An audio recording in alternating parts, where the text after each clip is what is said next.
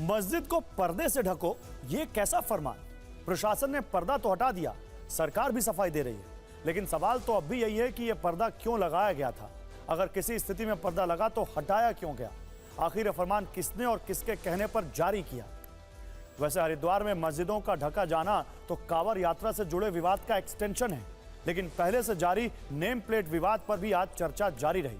उत्तर प्रदेश सरकार ने supreme court में कांवड़ रूट पर नेम प्लेट लगाने के अपने फैसले का बचाव किया है। नेम प्लेट लगाने के आदेश के खिलाफ दायर याचिकाओं का विरोध करते हुए यूपी सरकार ने आज सुप्रीम कोर्ट में हलफनामा दायर किया।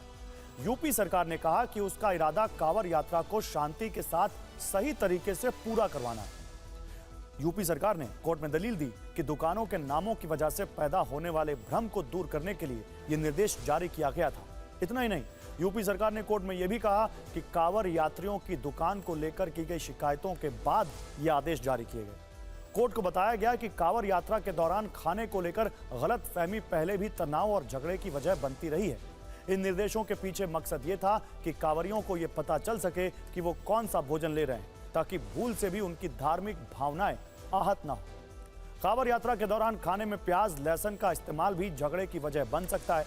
कांवड़ यात्रा रूट पर नेम प्लेट लगाने का यह निर्देश सभी धर्म के लोगों के लिए है, किसी एक खास मजहब के लिए नहीं। सरकार के ये निर्देश किसी के साथ उसके धर्म के आधार पर भेदभाव नहीं करते हैं।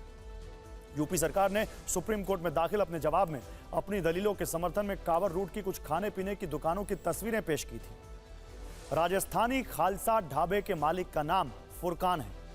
पंडित जी वैष्णो ढाबे के मालिक सनौवर राठौड़ हैं। राजा राम भोज फैमिली टूरिस्ट ढाबा के नाम से ढाबा चलाने वाले दुकानदार का नाम वसीम है। सरकार का कहना है कि कांवड़ रूट पर खाने पीने को लेकर गलतफहमी पहले भी झगड़े और तनाव की वजह बनती रही है।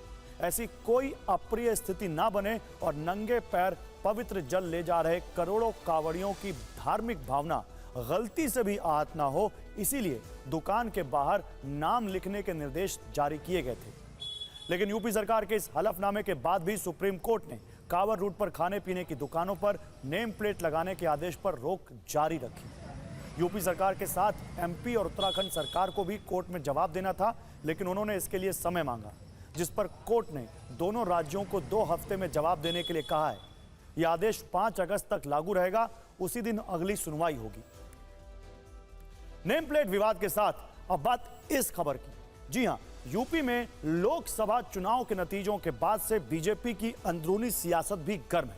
यूपी बीजेपी की लड़ाई अब खतरनाक मोड़ पर है। सीएम योगी आदित्यनाथ और डिप्टी सीएम केशव प्रसाद मौर्य को साथ बैठना भी मंजूर नहीं है।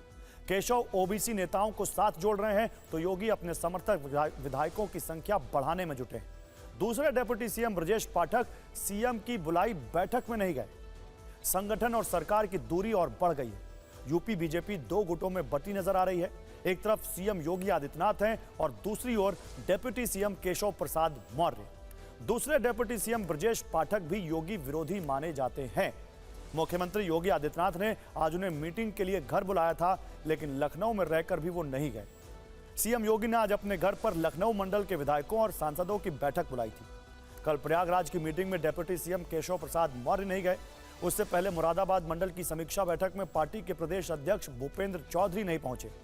सीएम योगी अपने घर लंच और डिनर पर विधायकों को बुलाकर उन्हें अपना बनाने में लगे। लोकसभा चुनाव के बाद से ही यूपी बीजेपी में कुछ ठीक नहीं। कहा जा रहा है कि पिछड़े और दलित वोटरों का एक बड़ा हिस्सा इंडिया गठबंधन में शिफ्ट कर गया है।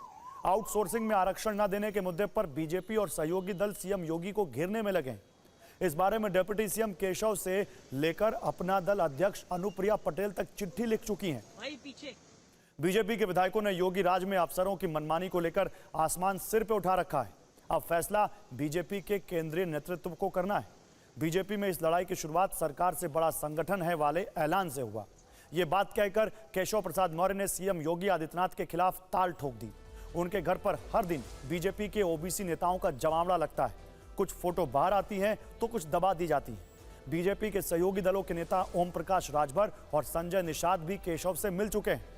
वहीं यूपी में मुख्यमंत्री बदलने की चर्चा भी गर्म है, जिसे बीजेपी ने खारिज किया। प्रदेश बीजेपी अध्यक्ष भूपेंद्र चौधरी ने कहा कि सीएम बदलने की चर्चा पूरी तरह से गलत है।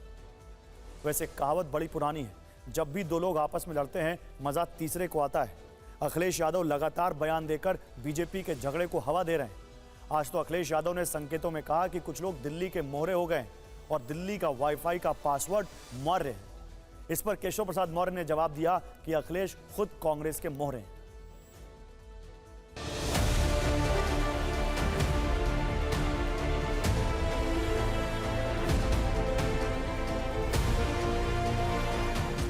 सुनने में आया कि मौर्य जी मोहरा हैं, दिल्ली के वाईफाई के पासवर्ड हैं।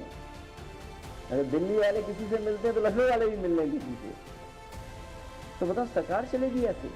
श्री अखिलेश यादव जी पिछड़ों के, दलितों के सदा सदा विरोधी रहे हैं और वह स्वयं कांग्रेस पार्टी की मोहरा है।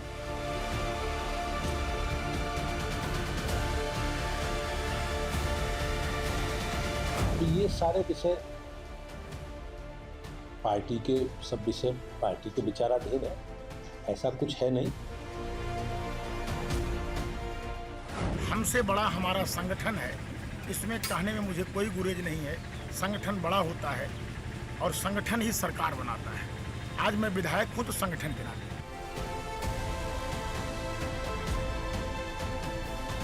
भ्रष्टाचार नीचे से नहीं चलता है, कोई भी चीज ऊपर से चलती है नीचे में। तो अगर ऊपर एक दो ऑपरेशन हो जाएंगे, मैंने तो ये भी कहा है कि या तो किसी नेता के खिलाफ प्रमाण मिले भ्रष्टाचार का या अधिकारी के खिलाफ मिले तो सस्पेंड नहीं होना चाहिए, उसको तो नौकरी से बर्खास्त करके रासुका लगनी चाहिए और जेल भेजना चाहिए। ज़्यादातर अधिकारी ठीक हैं, क्योंकि अगर ठीक नहीं होते तो हम उत्तर प्रदेश को सर्वोत्तम प्रदेश आज के जो वादा किया था शांति कैसे दे पाते हैं। लेकिन एक दो अधिकारियों की गलती की वजह से ढेर सारी किरकिरी हो रही है। वैसे आपको इस वक्त का अपडेट दे दें, सीएम योगी आदित्यनाथ दिल्ली में हैं और बीजेपी के संगठन महामंत्री बीएल संतोष से उनकी मुलाकात हुई है। दोनों के बीच यूपी की 10 विधानसभा सीटों पर होने वाले उपचुनाव को लेकर चर्चा हुई।